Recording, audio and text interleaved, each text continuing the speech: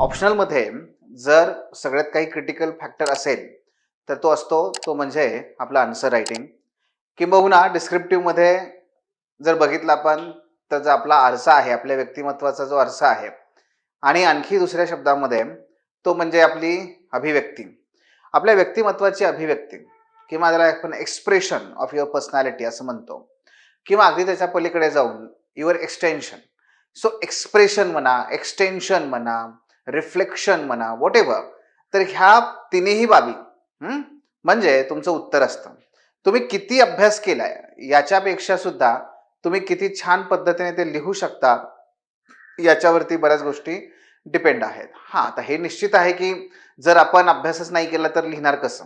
त्यामुळे किमान एका स्तरापर्यंत अभ्यास करणं गरजेचं असतं. पण बऱ्याच वेळेस विद्यार्थ्यांची एक बेसिक चूक होते, ती म्हणजे की अभ्यासामध्ये वाचनाकडे इतकं लक्ष दिलं जातं, इतकं खूप त्याकडे केअरफुली बघितलं जातं, की ज्यामुळे त्या प्रश्नोत्तर लिहिण्याकडे मात्र आपला सराव होत नाही.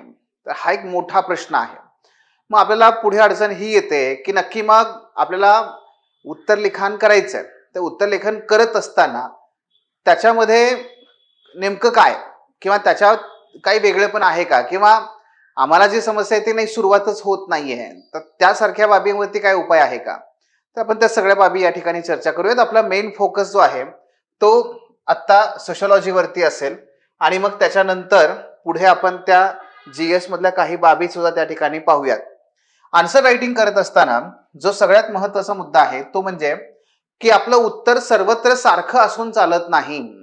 बघा, तुम्ही तुमच्या जीएस मध्ये सुद्धा आणि आपल्या ऑप्शनल मध्ये सुद्धा मी नेहमी सांगत आलो त्या पद्धतीने की आपला ऑप्शनल जो आहे तो आपल्या जीएस साठी खूप उपयोगाचा आहे आणि जीएस मधला बराचसा कॉन्टेंट हा आपल्याला थेट सोशॉलॉजी मध्ये उपयोगाला आणता येतो. पण हे करत असताना आपली उत्तर सगळीकडे सारखी असून चालत नाहीत. आपण एक उदाहरण घेऊया. समजा दारिद्र्य हा घटक आहे, ठीक आहे. हा दारिद्र्य घटक तो जर आपण पेपर 1 मध्ये लिहायचा म्हटला, पेपर 2 मध्ये लिहायचा म्हटला, पेपर 3 मध्ये आणि पेपर 4 मध्ये, तर मित्रांनो जीएसचा आपण विचार करूया पहिल्यांदा. तर चारही पेपरमध्ये दारिद्र्य हा घटक येतोच, पण तो येत असताना त्याचे जे उत्तर आहेत ती प्रत्येक ठिकाणी उत्तरं ही बदलत जातात, बदलली पाहिजेत. उदाहरणार्थ, जर पेपर 1 मध्ये दारिद्र्य आला आणि त्यातही तो इंडियन सोसायटीशी निगडीत आला, तर भारतीय समाजामध्ये जे सामाजिक घटक आहेत, मग ज्यामध्ये अनुसूचित जाती असेल, जमाती असतील, अल्पसंख्या असतील, महिला असतील, बालकं असतील, वृद्ध असतील, या अँगलने तुम्हाला दारिद्र्याबद्दल लिहिणं अपेक्षित आहे. तोच जर समजा दारिद्र्य हा घटक पेपर 2 मध्ये विचारला गेला, तर तिथे मात्र तो जस्टिसचा पार्ट म्हणून विचारला जातो. Social justice. भारतीय राज्यघटना ज्या ठिकाणी प्रिएम्बल मध्येच सांगतेय की तुम्हाला म्हणजे भारतातल्या सगळ्या लोकांना जो सामाजिक, आर्थिक जो विकास आहे, जो न्याय आहे, जी समानता आहे, मग आपल्याला ते कीवर्ड घ्यावे लागतात की भारतीय राज्यघटनेतील सरनाम्यातील या पद्धतीने काय झालं, उत्तर बदललं, कॉन्टेक्स्ट बदलला आणि त्याच पद्धतीने मग न्याय, हक्क, कर्तव्य यासारख्या शब्दांचा उपयोग करावा लागतो. आणि मग त्याचबरोबर भारत सरकार किंवा महाराष्ट्र शासन यांच्या अनेक योजना ज्या या अंगाने आपल्याला मांडाव्या लागतात, राजकीय अंगाने. आता तोच दारिद्र्याचा घटक हा जर समजा पेपर 3 मध्ये विचारला गेला, तर पुन्हा आपलं उत्तर बदललं. तिथे जर दारिद्र्य हा घटक समजा इकॉनॉमीच्या संदर्भात आला, तर तिथे तुम्हाला तो इकॉनॉमिकल अँगलने जावं लागतं. म्हणजे मागणी, पुरवठा, क्रय शक्ती, जीडीपी मध्ये निर्माण होणाऱ्या वस्तू आणि सेवांचं उत्पादन, या अर्थाने आपल्याला त्या दारिद्र्याच्या घटकाकडे बघावं लागतं. तिथे आपल्याला तिथे उष्मांक या आधारावरती तर दारिद्र्य मोजण्याचा प्रयत्न करतात. सो समजतंय का? मग कृषी क्षेत्राचं प्राबल्य असल्यामुळे अर्थव्यवस्थेमध्ये कशा पद्धतीने दारिद्र्य निर्माण होत आहे किंवा वाढत आहे, किंवा कृषी क्षेत्राचं प्राबल्य असल्यामुळे छुप्या प्रकारच्या बेरोजगारीचं प्रमाण जास्त असतं आणि म्हणून दारिद्र्याचं प्रमाण जास्त आहे. म्हणजे तुम्ही बघितलं का, लगेच उत्तर बदलतं. म्हणजे विषय बदलला की तोच टॉपिक आहे, पण उत्तर बदलायला लागतं. आपण फोकस कशावरती करतोय हे आपल्याला कळायला लागतं. आणि तेच जर आपण चौथा पेपर जर बघितला ज्यामध्ये एथिक्स आहे, तिथे मात्र दारिद्र्य हा जो घटक आहे पुन्हा वेगळ्या अँगलने जावं लागेल. मग तिथे आपल्याला साधन आणि साध्य हे जे काही एक महत्वाचा एथिकल डायलेमा आहे त्या अँगलने तुम्हाला त्याकडे बघता येतं. एखादा सद्गुण सिद्धांत सांगू शकतो की व्यक्तीने नेहमी धाडसी राहिलं पाहिजे, व्यक्तीने नेहमी शौर्य गाजवलं पाहिजे, मग तो दारिद्र्यासारख्या प्रश्नामधून सुद्धा तो आपोआप बाहेर येऊ शकतो.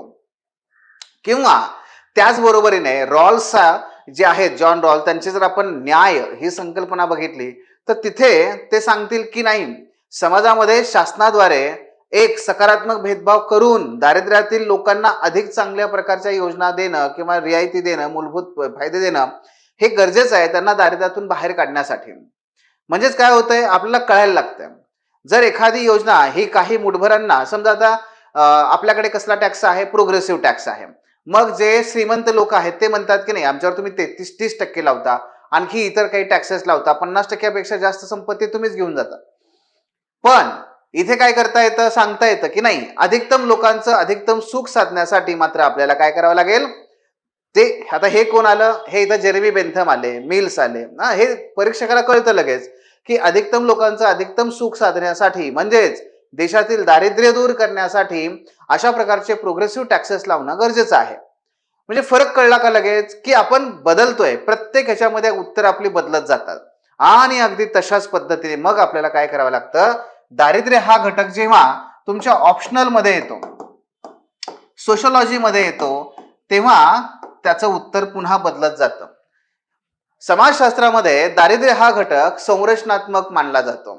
म्हणजेच काय की भारतामध्ये जी जाती व्यवस्था आहे त्या जाती व्यवस्थेशी निगडीत आहे दारिद्र्याचा घटक.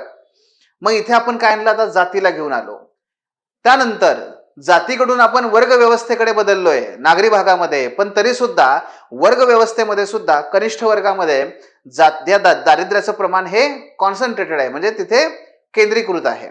मग तिथे का आहे, बरं तसंच नाहीये तर पुढे जाती व्यवस्था, त्यानंतर मग वर्ग व्यवस्था, मग पुढे आपण काय करणार, लिंगभाव, मग जेंडर, मग दारिद्र्याचं महिलाकरण किंवा स्त्रीकरण, म्हणजे काय झालं, फेमिनायझेशन ऑफ पॉवर्टी झालं.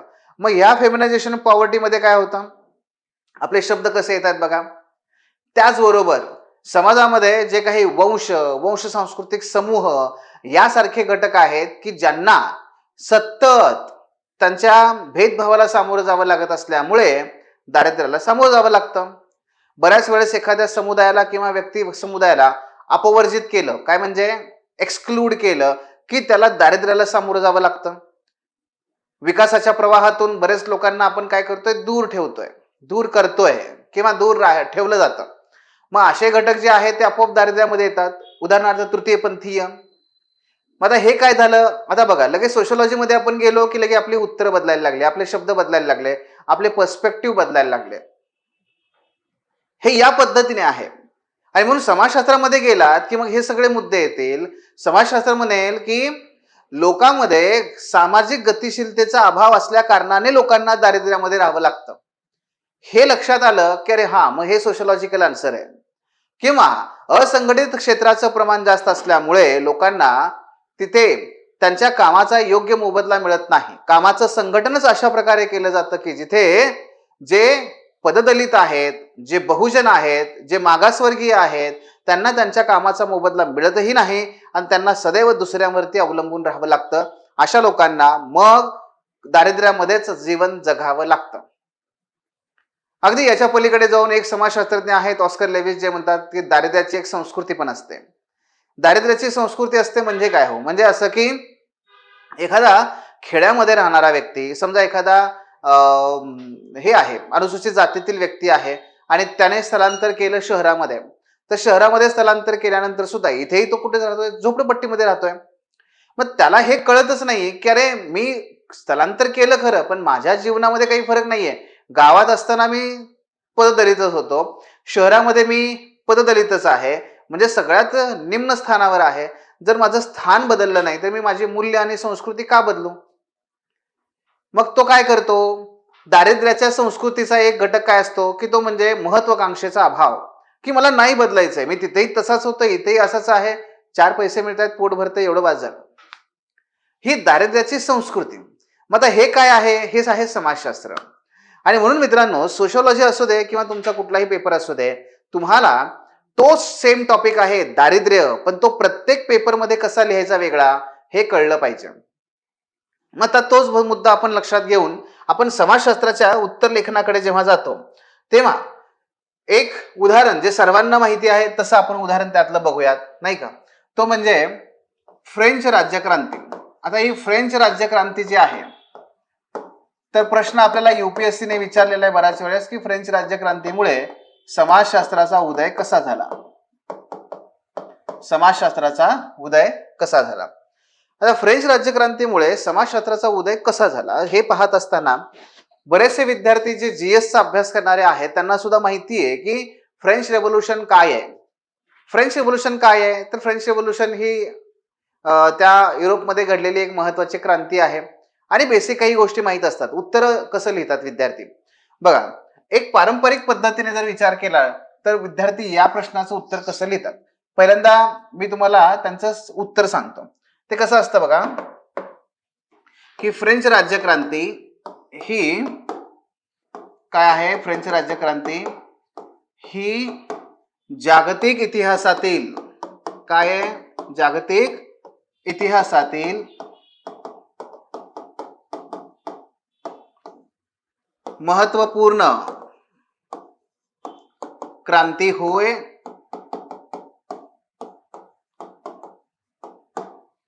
जिने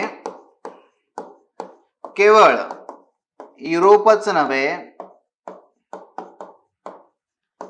तर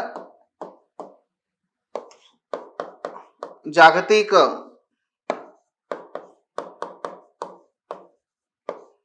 परिणाम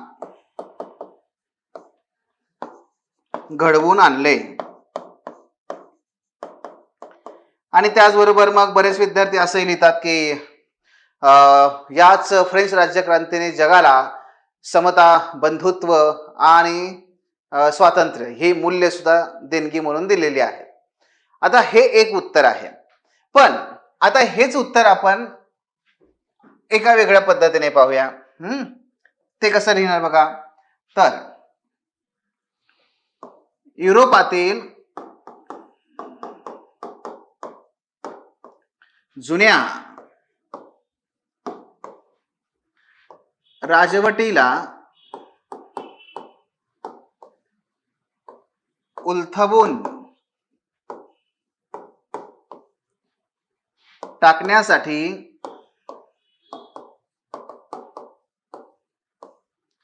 मध्यम वर्गाच्या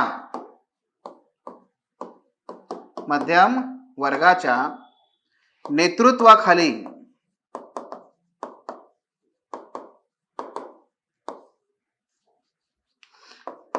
तिसऱ्या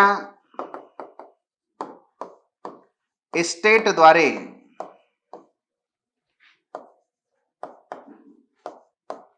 करण्यात आलेला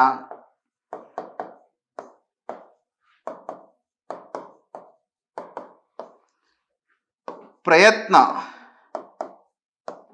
म्हणजे फ्रेंच राज्यक्रांती होय. फ्रेंच राज्यक्रांती होय. बघा फरक जाणवतोय की नाही दोघांमध्ये.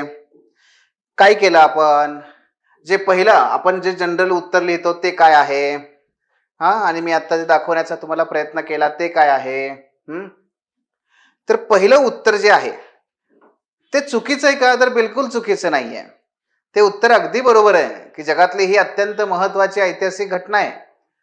तिने केवळ युरोपच नाही तर संपूर्ण जग परिवर्तित केलंय. जगाला स्वातंत्र्य, समता, बंधुत्व ही मूल्य दिलेली आहेत, हे सगळं मान्य आहे.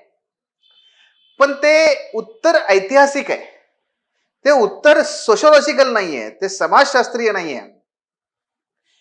मग समाजशास्त्रीय कधी बनेल, जेव्हा तुम्ही त्याच्यामध्ये समाजशास्त्रीय परिप्रेक्ष्य आणाल. आणि हा समाजशास्त्रीय परिप्रेक्ष्य आणला की मग आपलं उत्तर बदलतं, इतरांपेक्षा वेगळं उत्तर आपलं बनतं. काय केलं आपण याच्यात, तर बघा कीवर्ड आहेत हे जुन्या राजवटीला. तर याला इंग्लिशमध्ये म्हणतात ओल्ड रिजिम. मध्ययुगीन कालखंडापासून युरोपमध्ये चालत आलेली जी राजेशाही होती त्याला जुनी राजवट म्हणतात, ओल्ड रिजिम.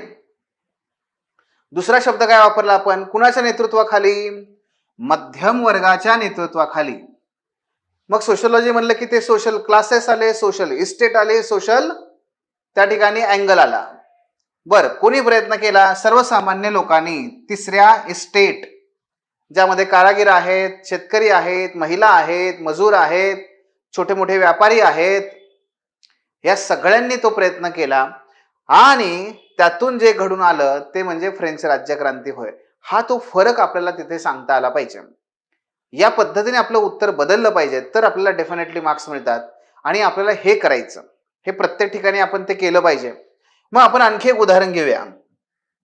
एक यूपीएससीचा प्रश्न आहे, तो म्हणजे एज्युकेशन इज की टू सोशल डेव्हलपमेंट.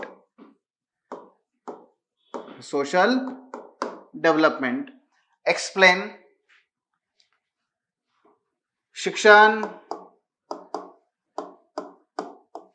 ही सामाजिक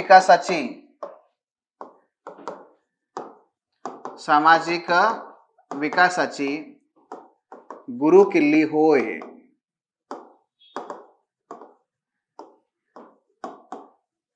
स्पष्ट करा. स्पष्ट करा. आता हे एखाद्या जीएसच्या कुणाही विद्यार्थ्याला दिलं तर हे सहज लिहिता येईल या पद्धतीचा हा प्रश्न आहे. यात काही फार डिफिकल्ट गोष्टी असं नाहीये, नाही का? म्हणजे काय की जर आपण जीएसचा विचार केला किंवा सर्वसाधारण विद्यार्थ्यांचा विचार केला तर उत्तर कसं लिहितील ते? काय याच्यामध्ये? एक आहे शिक्षण, दुसरं आहे सामाजिक विकासाची गुरुकिल्ली. ठीक आहे, मग सामाजिक विकासाची गुरुकिल्ली शिक्षण. काय म्हणतील ते? लगेच आम्हाला आठवतात महात्मा ज्योतिबा फुले, की नाही? विद्येविना मती गेली, मती विना गती गेली. आणि लिहू शकता तुम्ही ते. इव्हन सोशलॉजी मध्ये पण लिहू शकता, कारण महात्मा ज्योतिबा फुले हे थोर समाजसुधारक होतेच. त्यानंतर विद्यार्थ्यांना काय आठवतं की शिक्षण म्हणजे काय आठवेल? बघा, पहिल्या प्रयत्नात आता आपण सर्वसाधारणपणे विद्यार्थी काय करतात ते काय करतील? एक, शिक्षण म्हणजे काय? तर शासनाद्वारे ज्या काही शाळा, महाविद्यालय, म्हणजेच काय, शाळा, महाविद्यालय ही आम्हाला आठवायला लागतील. गुड, काही हरकत नाही. काय होतं शाळा शिक्षणामुळे? तर लोकांना रोजगार मिळतील. काय होईल शिक्षणामुळे? तर त्या ठिकाणी मानवी भांडवल, ह्युमन कॅपिटल, मानवी भांडवल विकसित होईल. त्याचबरोबर काय होईल शिक्षणामुळे? तर लोकांना रोजगार प्राप्त झाला, लोकांची क्रय शक्ती उंचावेल. लोकांची क्रय शक्ती उंचावली की लोकांची काय होईल? जीवनमानाचा दर्जा जो आहे तो उंचावेल. सो जीवनमानाचा दर्जा उंचावेल. काय होईल? जर शिक्षण महिलांना सुद्धा मिळालं तर त्यामुळे महिलांना देखील, महिलांचे आर्थिक सक्षमीकरण साधता येईल. मग त्यांचं शैक्षणिक सक्षमीकरण, आर्थिक सक्षमीकरण हे सगळं साधता येईल. ते सुद्धा होईल. त्याचबरोबर शिक्षण जर गावोगावी पोहोचलं तर खेड्यांचा सुद्धा विकास होईल. काय? खेड्यांचा विकास होईल. आणि हे शिक्षण जे आहे ते मग सर्वत्र पोहोचवण्यासाठी भारत सरकार काय प्रयत्न करतं? तर वेगवेगळ्या योजना आहेत. मग राईट टू एज्युकेशन ऍक्ट असेल, RTE ऍक्ट असेल, किंवा सर्व शिक्षा अभियान असेल, जे पूर्वी होतं ते असेल, समग्र शिक्षा अभियान असेल, किंवा अगदी 8वा क्रमांक नवीन शैक्षणिक धोरण जे आहे त्या नवीन शैक्षणिक धोरणामध्ये मग केवळ भारतीय समाजातील लोकांना, मुलांना शिक्षण देणं एवढंच हेतू नसून त्यांचं जे काही जीवनमान आहे, कल्याण साधणं आणि काळानुसार कालसुसंगत तंत्रज्ञान आधारित असं शिक्षण सर्वांपर्यंत पोहोचून भारताला विकसित बनवणं हा त्याचा मुख्य हेतू आहे. म्हणजेच या पद्धतीने गेलो आपण तर भारतीय समाजाच्या विकासाची खरंच ती एक गुरुकिल्ली आहे, यात काही दुमत नाही. चालेल. हे उत्तर सुद्धा चालेल, याच्यात काही फार अडचण येत असं नाही.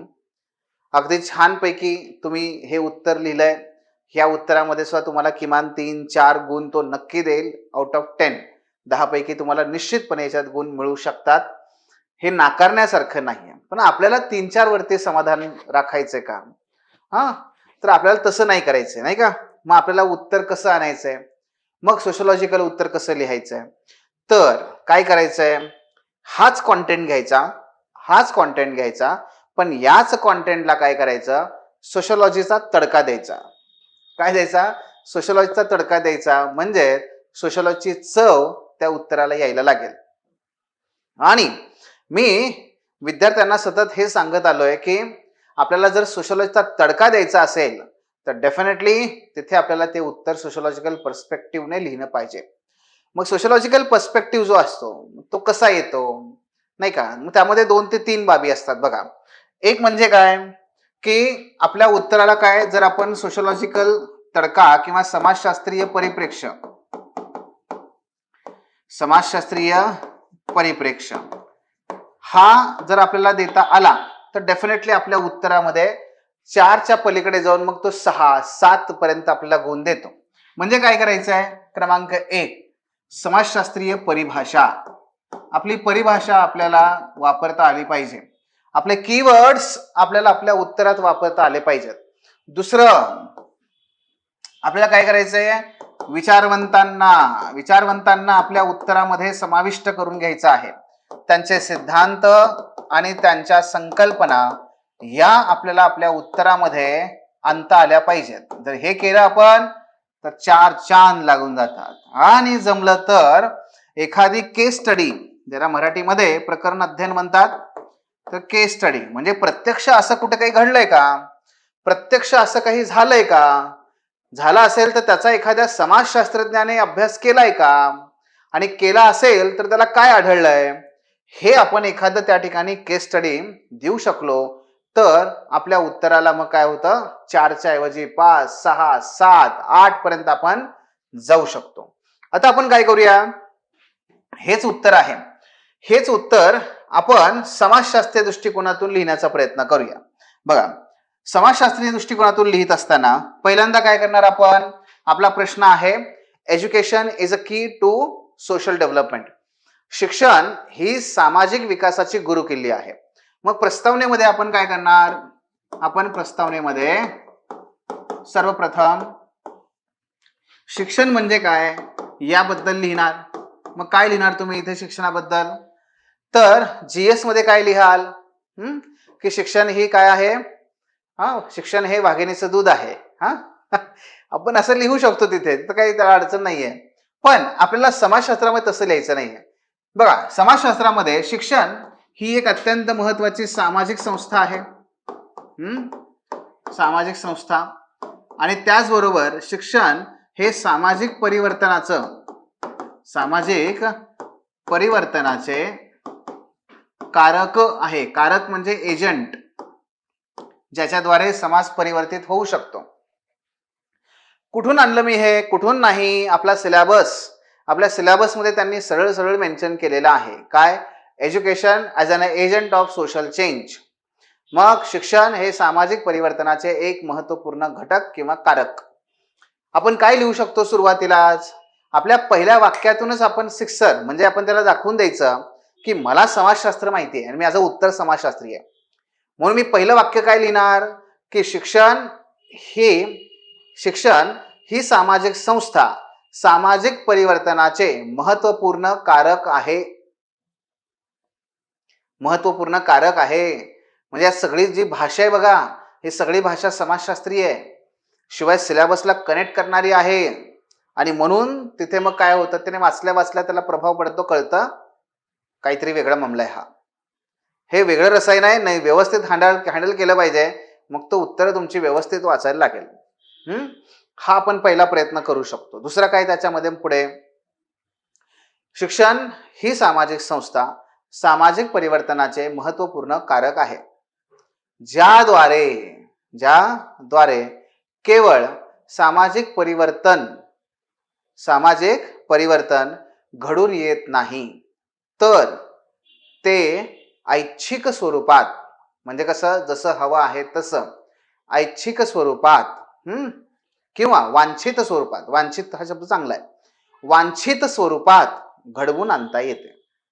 फक्त परिवर्तन येतं असं नाही, तर ते वांछित स्वरूपात म्हणजे जसं हवं आहे तसं.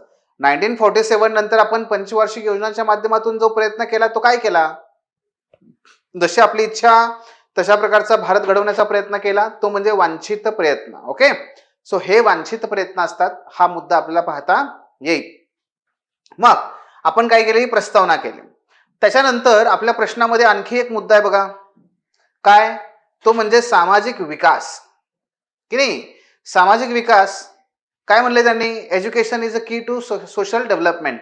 मग सामाजिक विकास म्हणजे काय आहे, आता तो पण व्याख्या लिहायची का आपण, नाही, आपण त्याला काय करायचं, इथे डायग्रामच्या स्वरूपामध्ये मांडणी करायची. हा, डायग्रामच्या स्वरूपामध्ये मांडणी करायची. इथे लिहायचं शिक्षण, हे शिक्षण या ठिकाणी आहे, आणि इथे लिहायचं सामाजिक विकास, सामाजिक विकास, आणि याला परत ब्रॅकेट करायचे. आणि मग शिक्षण हे काय आहे, हे आहे साधन, आणि हे आहे साध्य, बरं का. मग त्यानंतर आपण हे इथपर्यंत असं केलं, यातून काय केलं, आपण डायग्राम काढली आणि दाखवण्याचा प्रयत्न केला की शिक्षण हे साध्य आहे, साधन आहे, आणि सामाजिक विकास हे साध्य आहे, हे आपण केलं. बर, याला जर बघितलं, आणखी याला थोडंसं टेक्निकल बनवायचं असेल तर काय करू शकता माहितीये, तर याला आणखी मर्टन नावाचा एक विचारवंत आहे, त्या विचारवंताची काही संकल्पना, काही शब्द वापरता येतात. जसं की शिक्षण हे ते म्हणतात, हे सामाजिक साधन आहे, आणि सामाजिक विकास हे सांस्कृतिक ध्येय आहे, सांस्कृतिक ध्येय आहे, सांस्कृतिक ध्येय. म्हणजेच काय, अशा पद्धतीने आपल्याला ते पाहता येतं. निसर्गामध्ये विकास नावाची बाब काही नसते, निसर्गामध्ये फक्त उत्क्रांती आहे किंवा क्रांती आहे. निसर्गामध्ये ते विकास ह्या संकल्पनेबद्दल कधी बोलत नाही, वाघ कधी म्हणत नाही अरे आमचा विकास कधी होणार, कधीच होत नाही. असं एखादा नदी ती म्हणत नाही कधी अरे माझा विकास कधी होणार, किंवा एखादी कुठली इकोसिस्टीम असेल तर ते हे म्हणत नाहीत आमचा विकास. अरे जंगल म्हणत नाही कधी अरे बघा ना यांच्या फांद्या किती वाढल्यात, कधी होणार आमचा विकास, रस्तेच नाहीत आमच्याकडे. निसर्गामध्ये विकास नावाची संकल्पना अस्तित्वात नाही, ही फक्त मानवी समाजात आहे, आणि तीही प्रत्येकाच्या संस्कृतीनुसार विकासाची संकल्पना बदलत जाते, म्हणून ते सांस्कृतिक ध्येय आहे. कारण भूटान जर त्याच्या विकासाला आनंदाशी जोडत असेल तर अमेरिका विकासाला, त्यांच्या विकासाला ते भौतिक बाबींशी जोडतात. काय बदललं, संस्कृती बदलली, त्यानुसार विकासाची संकल्पना बदलली, म्हणून तो शब्द महत्वाचा ठरतो, सांस्कृतिक ध्येय. गेटिंग. मग आता हे इथपर्यंत झालं. आता पुढे आपण काय करणार, शिक्षण ही गुरुकिल्ली कशी आहे हे आपल्याला आता लिहायचं आहे. मग आपली मेन बॉडी सुरू होणार. या मेन बॉडीमध्ये मग आपण काय करणार आहोत की शिक्षणामुळे सामाजिक परिवर्तन, सामाजिक विकास कसा घडून येतो की नाही हे आपल्याला सांगायचं आहे. आता मगाशी आपण बघितलं बघा, बरेचसे मुद्दे आपण पाहिले. कुठले कुठले मुद्दे पाहिले, या ठिकाणी परत या. एक काय, शाळा महाविद्यालय, आपण शाळा महाविद्यालय नाही शब्द वापरला, आपण संस्था हा शब्द वापरला. शिक्षण ही सामाजिक संस्था आहे. तिथं काय वापरलं, जीएस मध्ये काय लिहितात, हे रोजगार, मानवी भांडवल, क्रय शक्ती, महिलांचं आर्थिक सक्षमीकरण, खेड्यांचा विकास, आरटीई ऍक्ट, सर्व शिक्षा अभियान, सरकारच्या योजना वगैरे वगैरे वगैरे वगैरे वगैरे. आपण आता ह्याला थोडंसं सोशलॉजिकल कसं बनवायचं पहा. मी जसं म्हणलं तुम्हाला परिभाषा, आपण ती परिभाषा सतत आपल्या उत्तरामध्ये वापरूयात. आता आपण काय करूयात, विचारवंताकडे जाऊयात आणि विचारवंतांच्या साह्याने आपण ह्या सामाजिक विकास कसं साध्य करतं शिक्षण हे आपण बघूयात. त्यामध्ये क्रमांक 1 आपण काय लिहू शकता बघा, दुर्खीम. शिक्षणाबद्दल आपण कधीही काहीही लिहित असू तर दुर्खीम नावाचा विचारवंत कधी विसरायचा नाही, कारण शैक्षणिक समाजशास्त्रामध्ये त्यांचं योगदान फार मोठं आहे. आणि म्हणून दुर्खीम काय म्हणतात, दुर्खीम म्हणतात की शिक्षण हे सामाजिक तथ्य आहे. शिक्षण हे काय आहे? एक सामाजिक तथ्य. आता हे सामाजिक तथ्य आहे असं म्हणलं तर हे बघा, हे जे दोन शब्द आहेत ना, हे आहेत सोशोलॉजिकल. हे सोशोलॉजिकल वर्ड्स आहेत. ते आले की तुम्ही झालं, आणखी एक सिक्सर मारला. दुर्खीमचं नाव लिहिलं, आणखी एक सिक्सर मारला. मग दुर्खीम यांच्या मते शिक्षण हे सामाजिक तथ्य असून ते सामाजिक विकासासाठी आवश्यक सामाजिक ऐक्य किंवा सामाजिक एकोपा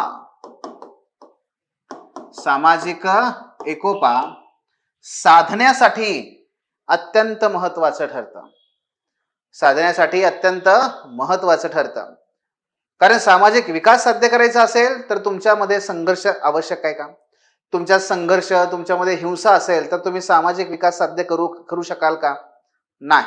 म्हणून दुर्खीम काय म्हणतात? शिक्षण हे एक सामाजिक तथ्य आहे ज्याच्या माध्यमातून सामाजिक एकोपा साध्य करता येतो आणि सामाजिक एकोपा जिथे असेल, स्थिरता जिथे असेल, तिथे सामाजिक विकास हा निश्चित असतो. आलं लक्षात? हे या पद्धतीने लिहिलं आपण. दुसरं, मग आपण प्रकारेवादी विचारवंत अगोदर घेतले समजा, तर ते आहेत पार्सन्स. मग आपण तिथे लिहू शकता की पार्सन्सचं एक मॉडेल आहे AGIL, समाजशास्त्रामध्ये. मग तुम्ही लिहू शकता की पार्सन्स यांनी त्यांच्या AGIL या प्रतिमानामध्ये स्पष्ट केल्याप्रमाणे शिक्षण हे अनुरक्षणाचे कार्य करते. अनुरक्षण हा एक शब्द आहे यातला, लेटन्सीचा. अनुरक्षण म्हणून शिक्षण हे काय आहे? साधन आहे. कशाचं? अनुरक्षणाचं. ज्यांचा सोशोलॉजी नाहीये त्यांना सांगतो मी, किंवा ज्यांनी अजून अभ्यास सुरू केला नाहीये त्यांनाही सांगतो. बघा, कशाचं साधन आहे ते? अनुरक्षणाचं. अनुरक्षण कशाचं करतं? तर शिक्षण काय करतं? मागच्या पिढीने जे ज्ञान निर्माण केलंय, जे कौशल्य निर्माण केलेलं आहे, जे संचित आहे मागच्या पिढीचं, ते पुढच्या पिढीकडे हस्तांतरित करण्याचं काम हे शिक्षण करत असतं. म्हणजेच इथे काय करतं शिक्षण? आपल्या पूर्वजांनी निर्माण केलेलं ज्ञान हे पुढच्या पिढीला देऊन त्या माध्यमातून पुढच्या पिढीला सक्षम करण्याचं काम ते करत असतं. हे शिक्षण आहे. आणि म्हणून शिक्षण हे काय करतं? अनुरक्षणाचं साधन आहे की ज्या मार्फत, मग पुढे आपण लिहायचं, ज्या मार्फत मागच्या पिढीतील ज्ञान, कौशल्य व संचित पुढच्या पिढीला दिलं जातं, हस्तांतरित केलं जातं व त्याद्वारे सामाजिक विकासाची प्रक्रिया अव्याहत टिकवली जाते. सामाजिक विकासाची प्रक्रिया ही अव्याहत टिकवली जाते. मग काय केलं आपण? परत त्याला सामाजिक विकासाशी जोडलं. आणखी एक विचारवंत आहेत महत्वाचे या संदर्भातले, आणि ते म्हणजे काय? तर मीड, GH मीड. GH मीड यांचा सिद्धांत आहे आय, मी आणि आयडेंटिटी नावाचा. तर त्याच्यामध्ये ते काय म्हणतात की शिक्षण काय आहे हो? शिक्षण हे व्यक्तीच्या स्वचा विकास करतं. व्यक्तीच्या स्वचा विकास करतं. कशा प्रकारे? सामाजिकीकरणाच्या माध्यमातून. सो शिक्षण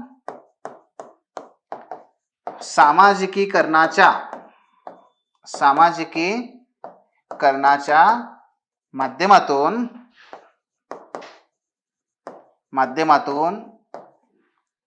व्यक्तीच्या स्वचा विकास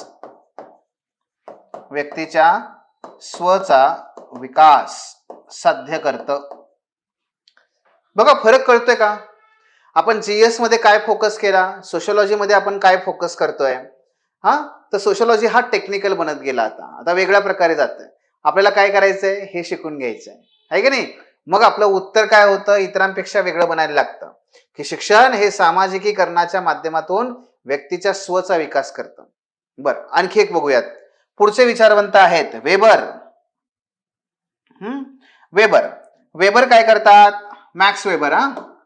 वेबर असं म्हणतात की शिक्षणाच्या माध्यमातून व्यक्तीच्या शिक्षण काय करतं? तर व्यक्तीच्या जीवनशैलीमध्ये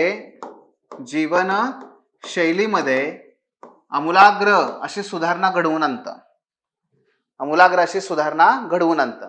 जीवनशैलीमध्ये सुधारणा झाली की मॅक्स वेबर म्हणतात व्यक्तीचा सामाजिक दर्जा उंचावतो.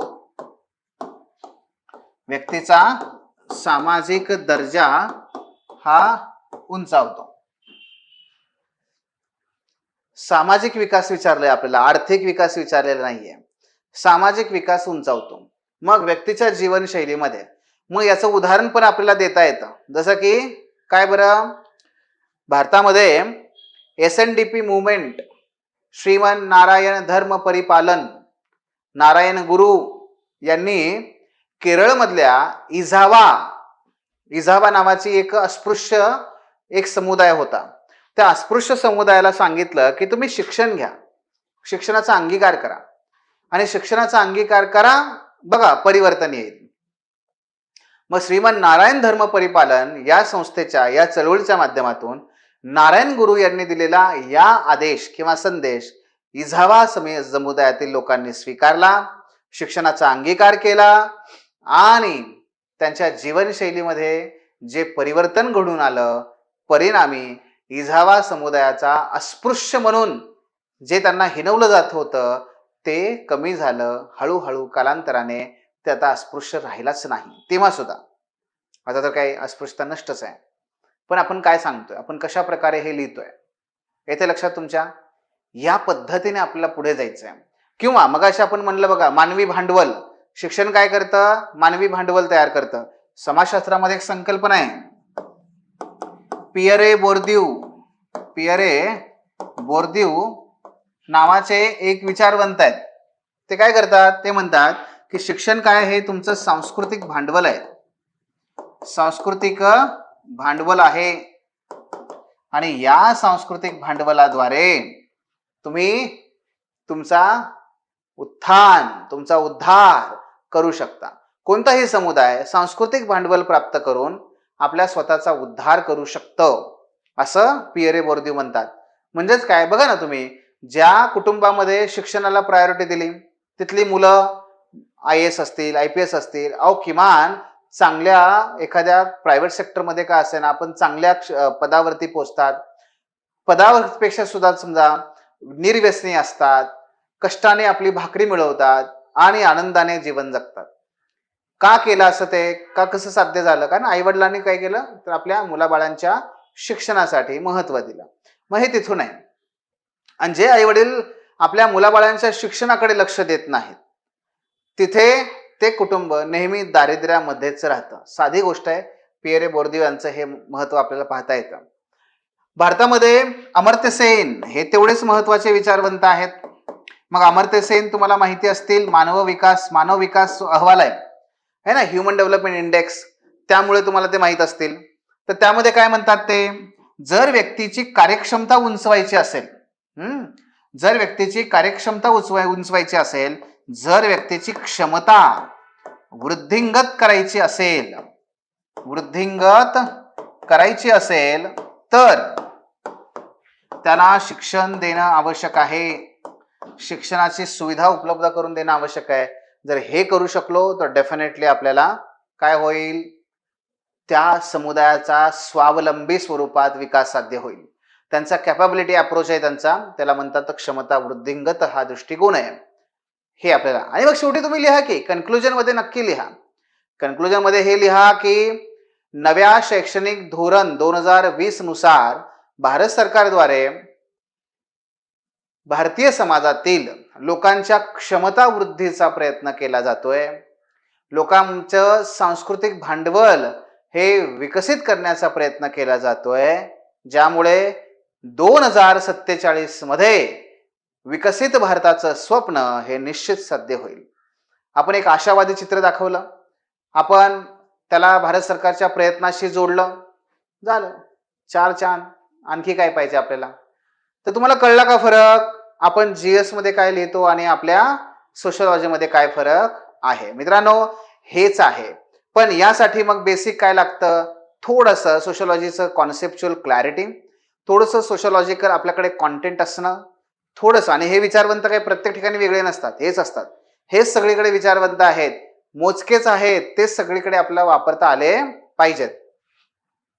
तेव्हा म्हणून जर आपल्याला सोशलॉजीमध्ये तो जो काही जादुई आकडा आहे 300+ मार्क्सचा तो मिळवायचा असेल तर आपल्याला एका बाजूला किमान स्तरापर्यंत कॉन्सेप्च्युअल अंडरस्टँडिंग, कॉन्टेंट आणि मग त्यानंतर लिखाणाचा सराव, हे सगळं आपल्याला त्या ठिकाणी करावं लागतं. आणि मग आता जे 2025चे जे विद्यार्थी आहेत या विद्यार्थ्यांकरता म्हणून आपण हे काय करतोय तर खास जी टेस्ट सिरीज आहे तर ती त्या ठिकाणी लॉन्च करतोय. पुढच्या रविवारपासून दुपारी 2 ते 5 या अंतर्गत याचे तुमचे टेस्ट असतील. पेपर 1 3 टेस्ट आहेत, पेपर 2 3 टेस्ट आहेत, पुन्हा पेपर 1 आणि 2 वरती कॉम्प्रेहेन्सिव्ह 4 टेस्ट आहेत. इंग्रजी आणि मराठीतून प्रश्न असणं, त्याचं इत्थंभूत डिस्कशन करणं, जसं आपण आत्ता केलं तसं ते डिस्कशन करणं, त्याचे डिटेल मॉडेल हिंट्स त्या ठिकाणी उपलब्ध असणं, ह्या सगळ्या गोष्टी तिथे आहेत. तर निश्चित फेब्रुवारीपर्यंत ही टेस्ट सिरीज संपून जाते आणि त्यामुळे मग पुढे आपल्याला परत एक अख्खा मार्चचा महिना, फेब्रुवारीचा महिना हा रिव्हिजनसाठी शिल्लक राहतो आणि त्यातून पुढे आपल्याला आणखी काही सुधारणा करायची असेल तर ती करू शकता. बऱ्याच जणांनी आता नव्याने सुरू केले असेल तरी सुद्धा तुम्हाला तुमच्या शेड्यूलमध्येही ॲडजस्ट करता येते, त्यात काहीच अडचण नाही आहे. शिवाय फ्लेक्झिबल आहे, ऑफलाईन ऑनलाईन दोन्ही पद्धतीने तुम्हाला जाता येतं आणि त्या स्वरूपात पुढे आहे. शिवाय याच्यामध्ये आपण आता जसं मी PYQ डिस्कस केला तसा एक PYQचा कोर्स त्याच्यामध्ये पूर्ण मोफत आहे. 75च्या आसपास जवळपास त्याच्यामध्ये PYQ आपण डिस्कस केलेले आहेत. ते पाहिलं, वाचलं, समजून घेतलं तर आणखी आपला जो पर्स्पेक्टिव्ह आहे तो निश्चितपणे बदलेल. ठीक आहे. सो या स्वरूपातला हा कोर्स आहे. ज्यांना कुणाला आणखी माहिती हवी असेल तर जे फोन नंबर्स आहेत त्याच्यावरती तुम्ही कॉन्टॅक्ट करू शकता. ओके, चल. Thanks for watching. If you found this video valuable, don't forget to like, share and subscribe our channel. The Officer, your personal mentor.